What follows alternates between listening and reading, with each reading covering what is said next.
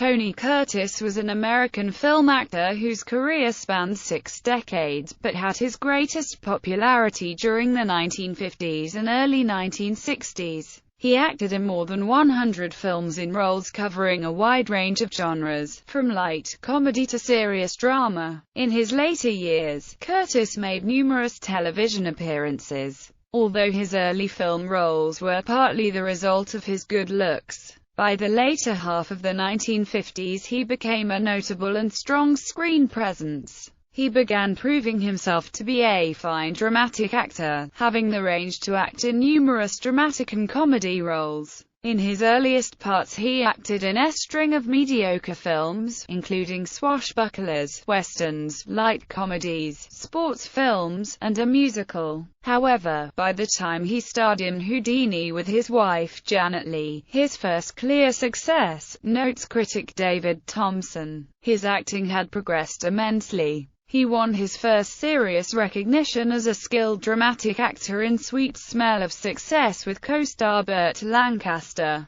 The following year he was nominated for an Oscar for Best Actor in another drama, The Defiant Ones. Curtis then gave what could arguably be called his best performance. 3 interrelated roles in the comedy Some Like It Hot. Thompson called it an outrageous film, and a survey carried out by the American Film Institute voted it the funniest American film ever made. The film co-starred Jack Lemmon and Marilyn Monroe, and was directed by Billy Wilder. That was followed by Blake Edwards' comedy Operation Petticoat with Cary Grant. They were both frantic comedies, and displayed his impeccable comic timing. He often collaborated with Edwards on later films. In 1960, Curtis co-starred in Spartacus, which became another major hit for him. His stardom and film career declined considerably after the early 1960s. His most significant dramatic part came in 1968 when he starred in the true-life drama The Boston Strangler, which some consider his last major film role. The part reinforced his reputation as a serious actor with his chilling portrayal of serial killer Albert DeSalvo. Curtis was the father of actresses Jamie Lee Curtis and Kelly Curtis by his first wife, actress Janet Leigh. Early life. Tony Curtis was born Bernard Schwartz on June 3, 1925, in the Bronx, New York, to Helen and Emanuel Schwartz.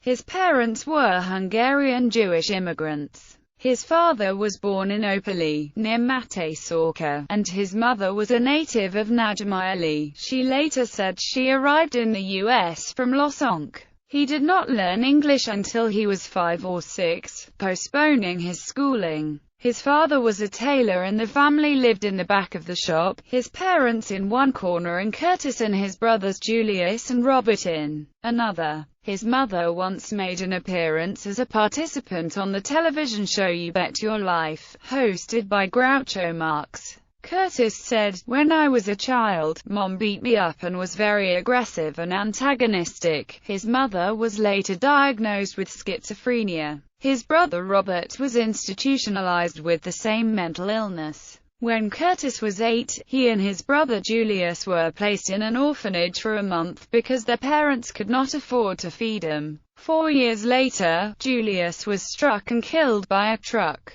Curtis joined a neighborhood gang whose main crimes were playing hooky from school and minor pilfering at the local dime store. When Curtis was 11, a friendly neighbor saved him from what he felt would have led to a life of delinquency by sending him to a Boy Scout camp, where he was able to work off his energy and settle down. He attended Seward Park High School. At 16, he had his first small acting part in a school stage play. Curtis enlisted in the United States Navy after the attack on Pearl Harbor and war was declared. Inspired by Cary Grant's role in Destination Tokyo and Tyrone Power's in Crash Dive, he joined the Pacific Submarine Force. Curtis served aboard a submarine tender, the US Proteus, until the end of the Second World War. On September 2, 1945, Curtis witnessed the Japanese surrender in Tokyo Bay from his ship's signal bridge about a mile away. Following his discharge from the Navy, Curtis attended City College of New York on the GI Bill. He then studied acting at the New School in Greenwich Village under the influential German stage director Erwin Piscator. His contemporaries included Elaine Stritch, Walter Matthau, Beatrice Arthur, and Rod Steiger. While still at college, Curtis was discovered by Joyce Selznick, the notable talent agent, casting director, and niece of film producer David O. Selznick. In 1948, Curtis arrived in Hollywood at age 23. When he was placed under contract at Universal Pictures, he changed his name from Bernard Schwartz to Tony Curtis. It is also the same studio where he met unknown actors Rock Hudson, Julie Adams and Piper Laurie. The first name was from the novel Antony Adverson. Curtis was from Kurtz, a surname in his mother's family. Although Universal Pictures taught him fencing and riding, in keeping with the cinematic themes of the era, Curtis admitted he was at first only interested in girls and money. Neither was he hopeful of his chances of becoming a major star. Curtis' biggest fear was having to return home to the Bronx as a failure. "I was 1,000,000 to 1 shot, the least likely to succeed. I wasn't low man on the totem pole. I was under the totem pole, in a sewer, tied to a sack." Career. Curtis' uncredited screen debut came in Criss Cross playing a rumba dancer. In his second film, City Across the River, he was credited as Anthony Curtis. Later, as Tony Curtis.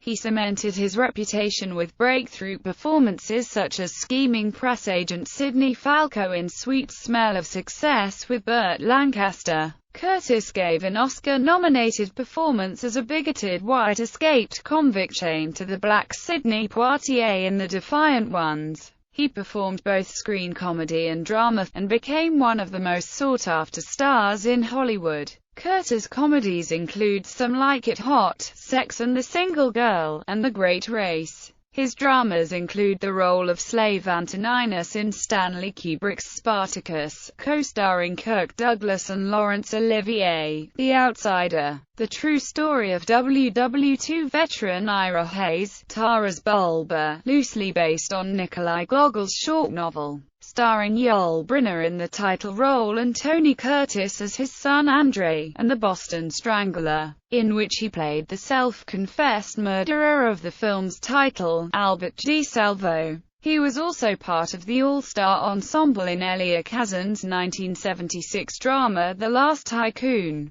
Curtis was nominated for a Golden Globe for Supporting Actor for his performance in Spartacus, alongside co-star Kirk Douglas. Curtis appeared frequently on television. He co-starred with Roger Moore in the TV series The Persuaders. Later, he co-starred in McCoy and Vega Dollar. In the early 1960s, he was a voiceover guest star on The Flintstones as Tony Curtis. Throughout his life, Curtis enjoyed painting and, since the early 1980s, painted as a second career. His work commands more than $25,000 a canvas now. In the last years of his life, he concentrated on painting rather than movies. A surrealist, Curtis claimed Van Gogh, Paul, Matisse, Picasso, Magritte as influences. "I still make movies but I'm not that interested in them anymore. But I paint all the time." In 2007, his painting The Red Table was on display in the Metropolitan Museum of Art in New York City. His paintings can also be seen at the Tony van der Ploeg Gallery in Carmel, California. Curtis spoke of his disappointment at never being awarded an Oscar.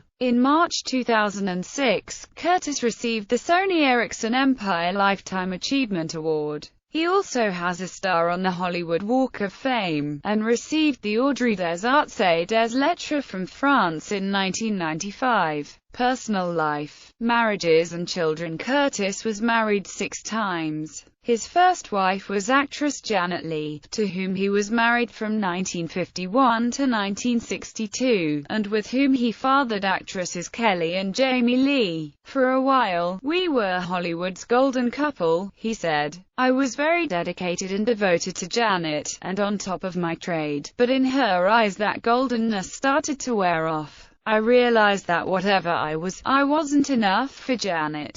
That hurt me a lot and broke my heart. The studio he was under contract with, Universal International, generally stayed out of their stars' love lives. However, when they chose to get married, studio executives spent 3 days trying to talk him out of it, telling him he would be poisoning himself at the box office. They threatened banishment back to the Bronx and the end of his budding career. In response, Curtis and Lee decided to defy the studio heads and instead eloped and were married by a local judge in Greenwich, Connecticut. Comedian and close friend Jerry Lewis came as a witness. It was Lee's third marriage. They divorced in 1962 and, in 1963, Curtis married Christine Kaufmann, the 17-year-old German co-star of his latest film, Taras Bulba. He stated that his marriage with Lee had effectively ended a year earlier. Curtis and Kaufmann had 2 daughters, Alexandra and Allegra.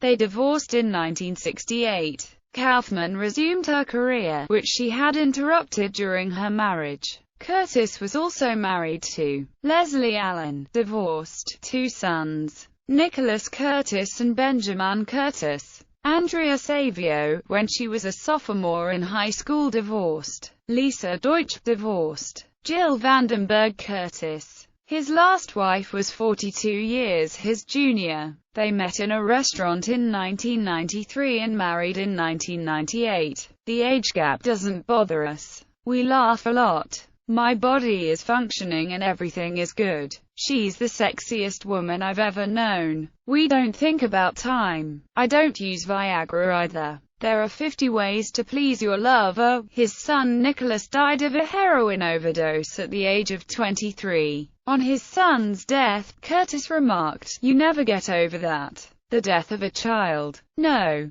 Can't talk about it, and that it was a terrible thing when a father loses his son." According to the Pittsburgh Post-Gazette, Curtis, who had a problem with alcoholism and drug abuse, went through the treatment center of the Betty Ford Clinic in the mid-1980s, which was successful for him. Philanthropy. Beginning in 1990, Curtis and his daughter Jamie Lee Curtis took a renewed interest in the family's Hungarian Jewish heritage, and helped finance the rebuilding of the Great Synagogue in Budapest, Hungary, the largest synagogue in Europe today. It was originally built in 1859 and suffered damage during World War II. In 1998, he also founded the Emanuel Foundation for Hungarian Culture, and served as honorary chairman. The organization works for the restoration and preservation of synagogues and 1,300 Jewish cemeteries in Hungary. He dedicated this to the 600,000 Jewish victims of the Holocaust in Hungary and lands occupied by the Hungarian army. He also helped promote Hungary's national image in commercials, books and appearances. In 1965, Tony Curtis was animated in an episode of The Flintstones. He also voiced his character. In 1994, a mural featuring his likeness, painted by the artist George Sportelli, was unveiled on the Sunset Boulevard overpass of the Hollywood Freeway Highway 101 in California. The mural was relocated to Hollywood Boulevard and Bronson Avenue in September 2011. Also in 1994, the U.S. Navy Memorial Foundation awarded its Lone Sailor Award for his naval service and his subsequent acting career. In 2004, he was inducted into the University of Nevada, Las Vegas Hall of Fame. A street is named after him in the Sun City Anthem development in Henderson, Nevada. In 2008, he was featured in the documentary The Jill and Tony Curtis Story about his efforts with his wife to rescue horses from slaughterhouses. In October 2008, Curtis' autobiography American Prince, a memoir, was published. In it, he describes his encounters with other Hollywood legends of the time, including Frank Sinatra and James Dean, as well as his hard-knock childhood and path to success. It was followed by the publication of his next book, The Making of Some Like It Hot: My Memories of Marilyn Monroe and the Classic American Movie. Curtis shared his memories of the making of the movie, in particular about Marilyn Monroe, whose antics and attitude on the set made everyone miserable. On May 22, 2009, Curtis apologized to the BBC radio audience after he used 3 profanities in a 6-minute interview with BBC presenter William Crawley. The presenter also apologized to the audience for Curtis' Hollywood realism. Curtis explained that he thought the interview was being taped, when it was in fact live. Later years and death.